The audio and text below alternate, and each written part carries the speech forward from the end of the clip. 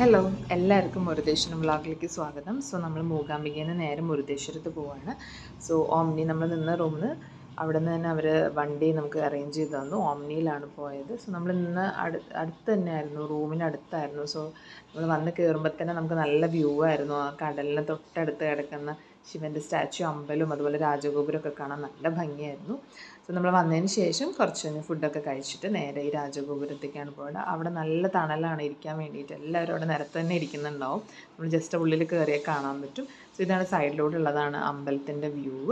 3 മണിക്കാണ് നമ്മളിപ്പോൾ എത്തിയ സമയം, ഒരു 2 മണി 2:15. 3 മണിക്കാണ് പിന്നെ രാജഗോപുരവും അതിൻ്റെ ഇതൊക്കെ തുറക്കുക. അതുവരെ അവർക്ക് ഒരു മണി മുതൽ 3 മണി വരെ അവിടെ ബ്രേക്കാണ്. പക്ഷേ നല്ല തണലായതുകൊണ്ട് തന്നെ നമുക്ക് അവിടെ ഇരിക്കാനുള്ള സൗകര്യമുണ്ട്. അതിനുശേഷം നമുക്ക് ആ രാജഗോപുരം കാണാൻ പറ്റും. അത് നമ്മളുടെ ഇന്ത്യയിൽ തന്നെ സെക്കൻഡ് ടോളസ്റ്റ് അല്ലെങ്കിൽ നീളം കൂടിയിട്ടുള്ള ഗോപുരമാണ്. അത് 237 അടിയാണ് അതിൻ്റെ ഒരു വലുപ്പമുള്ളത്. നമ്മൾ ഈ 2 ആനകളുടെ സ്റ്റാച്യു ആണ്. അതിനുള്ളിലൂടെ നമുക്ക് കയറി പോകാം. 2 വഴിയാണ്. ഒന്ന് നമുക്ക് ലിഫ്റ്റ് ഫെസിലിറ്റി ഉണ്ട്. ഇത് 20 സ്റ്റോറി ബിൽഡിംഗ് ആണ്. അതുകൊണ്ട് തന്നെ അതിന് ഏറ്റവും ടോപ്പ് ലെയറിലേക്ക് പോകാൻ പറ്റും. അവിടെ ലിഫ്റ്റ് ഫെസിലിറ്റിയിൽ പോയി കഴിഞ്ഞാൽ നമുക്ക് ഫുള്ളായിട്ട് പുറം കാണാൻ പറ്റും. ഇവിടെ നമ്മൾ ചെരുപ്പൊക്കെ വെക്കുന്ന സ്ഥലമാണ്. ഇവിടെ വെച്ചിട്ട് നമ്മൾ തിരിച്ച് വരുമ്പോൾ നമുക്ക് എടുക്കാൻ പറ്റും 10 രൂപയും കൊടുത്തിട്ട്. ഇവിടെയൊക്കെ ആൾക്കാരിപ്പോൾ കൂടി നിൽക്കുന്ന ഏകദേശം 3 മണി ആയിട്ടുണ്ട്. അതിനുള്ളിലേക്ക് കയറാനുള്ള സമയം. അപ്പോൾ അതുവരെ അത് ക്ലോസ്ഡ് ആയിരുന്നു. പിന്നെ കുറേ കമ്പികൾ കാണാൻ പറ്റും. റിനോവേഷൻ വർക്ക് നടന്നുകൊണ്ടിരിക്കുക. അതുകൊണ്ടുള്ള കുറച്ച് ഇത് കാണാൻ പറ്റും. അതിൻ്റെ നമ്മൾ ക്യൂ നിൽക്കുന്നത് ഗോപുരത്തിൻ്റെ ഉള്ളിലേക്ക് കയറാൻ വേണ്ടിയിട്ടാണ്. നമുക്ക് വലിയവർക്ക് 20 രൂപയും കുട്ടികൾക്ക് 10 രൂപയാണ്. ആ ലിഫ്റ്റിൽ കയറാനുള്ള ക്യൂ ആണ് ഇപ്പോൾ കാണുന്നത്.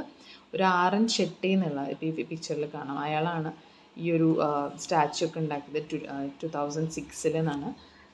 പിന്നെ നമ്മളിവിടെ കയറി കഴിഞ്ഞതിന് ശേഷം കുറച്ച് നേരം വെയിറ്റ് ചെയ്യണം. അമ്പലത്തേക്ക് കയറാനുള്ള വഴിയിൽ നമുക്ക് വെയിറ്റിംഗ് ഇല്ല, ജസ്റ്റ് കയറിപ്പോകും. ഇത് നമ്മൾ മേലെ കയറിയതിന് ശേഷം ഉള്ള വ്യൂ ആണ്. കമ്പികളൊക്കെ ഉണ്ട്, അവിടെ എടുക്കാൻ കുറച്ച് ബുദ്ധിമുട്ടായിരുന്നു. നമുക്കവിടെ സീയും അതുപോലെ തന്നെ സ്റ്റാച്യു കറക്റ്റായിട്ട് കംപ്ലീറ്റ് ആയിട്ട് നമുക്ക് ആ ശിവൻ്റെ സ്റ്റാച്യു കാണണമെങ്കിൽ ഇതിൻ്റെ മുകളിൽ കയറിയാൽ മാത്രമേ കാണാൻ പറ്റുള്ളൂ നല്ല വൃത്തിക്ക്. ഇതാണ് ആ സ്റ്റാച്യു. ഭയങ്കര സന്തോഷമാണ് കാണുമ്പോൾ തന്നെ, ഒരു സന്തോഷം, ഭയങ്കര ഫീലാണത്.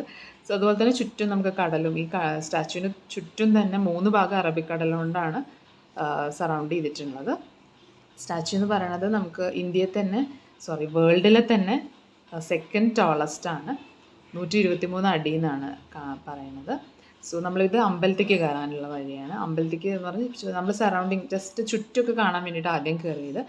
നമുക്ക് അവിടെ കാലൊക്കെ കഴുകാൻ, ഇങ്ങനെ കയറുമ്പോഴത്തേന് ഈ സൈഡിലായിട്ട് ലെഫ്റ്റ് സൈഡിലായിട്ട് കാലൊക്കെ കഴുകാനുള്ളൊരു സ്ഥലമുണ്ട്. അവിടെ നിന്ന് കയറിയിട്ട് നമുക്ക് അമ്പലത്തേക്ക് കയറാം.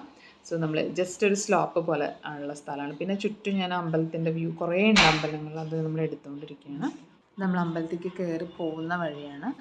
ജസ്റ്റ് കയറി പോയതിന് ശേഷം നമുക്ക് അമ്പലത്തിൻ്റെ ഉള്ളിലേക്ക് കിടക്കാനുള്ള സ്ഥലമുണ്ട്.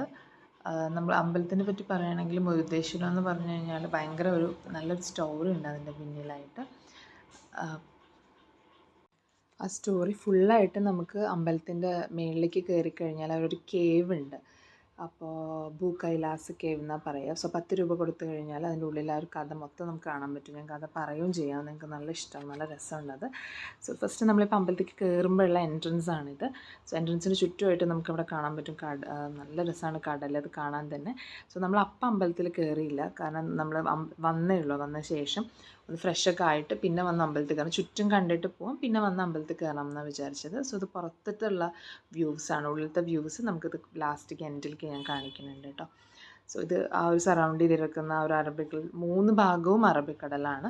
അവിടെ നമുക്ക് ഇപ്പം അന്ന് ആക്ച്വലി ബീച്ചിൽ കളിക്കാനുള്ളത് ഉണ്ടായിരുന്നില്ല. പിന്നെ ദച്ചുവിൻ്റെ കുറച്ച് ഫോട്ടോസ് എടുത്തത്. ഇത് ആക്ച്വലി 60 രൂപയുള്ള ഒരു കോപ്പിക്ക്. അപ്പോൾ നമുക്ക് അവർ ഫോട്ടോ എടുത്ത് തരും. നല്ല രസമാണ്, അത് എന്തായാലും എടുക്കുക എല്ലാവരും പോകുമ്പോൾ. ഇതൊക്കെ അമ്പലത്തിൻ്റെ ഫ്രണ്ട് വ്യൂ ആണ്. അമ്പലത്തിന് നോക്കിയാൽ തന്നെ രാജഗോപുരം കംപ്ലീറ്റ് ആയിട്ട് നമുക്ക് കാണാൻ പറ്റും ഇതിൻ്റെ ഫ്രണ്ടിൽ നിൽക്കുമ്പോഴാണ്. എന്നിട്ട് താഴെ പോകുമ്പോൾ അത്രയും കംപ്ലീറ്റ് കിട്ടില്ല. അപ്പോൾ ദൂരത്ത് കുറച്ചൊന്ന് ഈ ഒരു ഏരിയയിൽ നിന്നാൽ നമുക്ക് കംപ്ലീറ്റ് ആയിട്ട് ആ ഒരു ഗോപുരം കംപ്ലീറ്റ് ആയിട്ട് കാണാൻ പറ്റും. ഇതൊക്കെ അതിൻ്റെ ചുറ്റും. പിന്നെ കാർ പാർക്കിംഗ്, വണ്ടി കൊണ്ട് വരുന്ന ആൾക്കാരാണ് കാർ പാർക്കിങ്ങിനുള്ള സൗകര്യമുണ്ട്.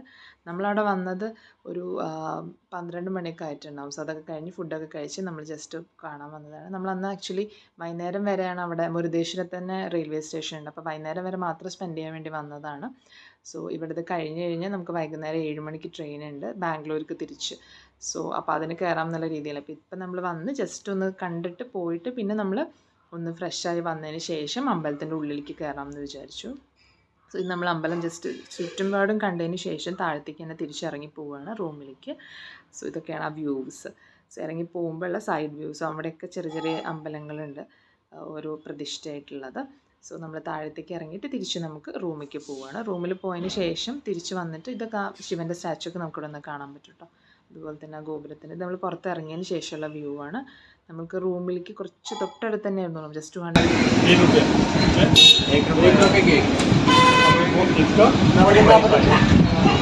കഴിക്കാനൊന്നുള്ള ഇതുണ്ടായിരുന്നില്ല, പെർമിഷൻ ഉണ്ടായിരുന്നില്ല. അതെന്തോ പ്രത്യേക കാര്യം കൊണ്ട് നമ്മൾ അവിടെ പോകുന്ന വഴി ഒന്നും ആരും അവിടെ ഉണ്ടായിരുന്നില്ല. അതുപോലെ തന്നെ കുറേ പേര് ഇറങ്ങി പോകുന്നത് കണ്ടപ്പോൾ പോലീസുകാർ തിരിച്ച് കയറി പോകാൻ പറഞ്ഞു. ഇതാണ് നമ്മൾ നിന്ന റൂം. കമ്മത്ത് എന്നുള്ള റൂമാണ്.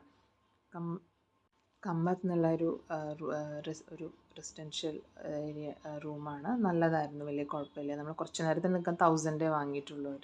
ഒരു ഡേക്ക് നിൽക്കാനാണെങ്കിൽ 1800 ആണ്. ഇത് അമ്പലത്തിൻ്റെ ഉള്ളിലത്തെ വ്യൂ ആണ്. ജസ്റ്റ് അങ്ങനെ വീഡിയോഗ്രാഫി അലൗഡ് അല്ല, ജസ്റ്റ് ഒരു വീഡിയോ മാത്രമേ അവിടെ നിന്ന് എടുത്തുള്ളൂ.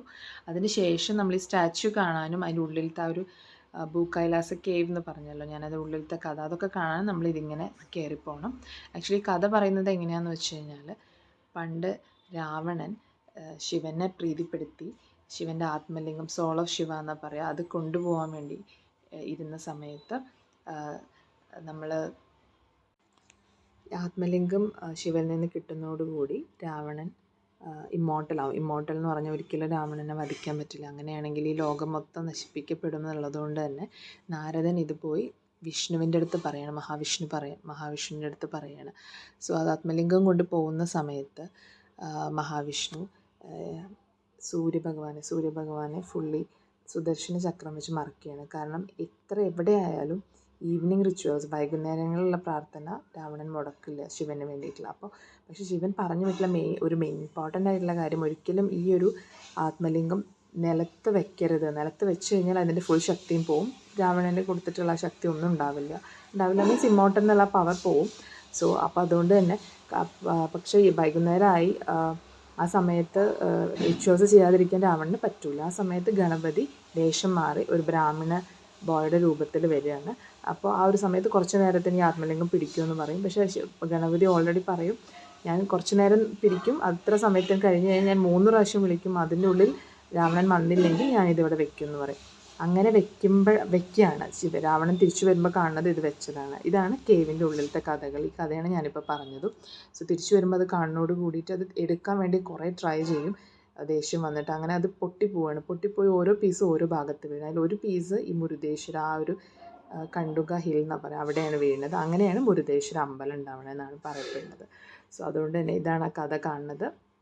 ഇത് ഗണപതി രൂപം മാറി വന്നതും നിലത്ത് വെക്കുന്നതും അവിടുന്ന് രാവണൻ എടുക്കാൻ നോക്കുന്നതൊക്കെയാണ്. ഇത് നമ്മൾ റൂമിൽ വന്നതിന് ശേഷമുള്ള വ്യൂ ആണ്. നമ്മൾ വൈകുന്നേരം തിരിച്ച് പോരുകയാണ്. സോ ആ ഒരു വ്യൂ ആണ്.